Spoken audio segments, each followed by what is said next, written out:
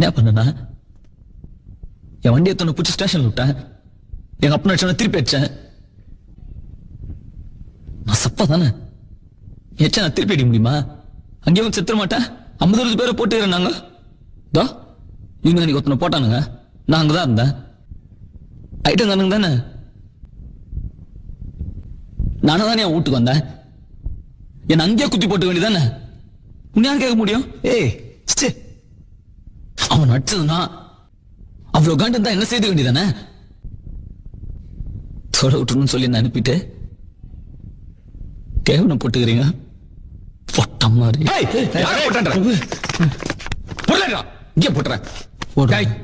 நீ வெளியே போயிரு. போடுற நான் பேச்சு பேசுறோம். நல்லா பேச விட்டுன்னு போடு. ரவி உண்ணா ரவி போடுற. தப்பு உந்து போ.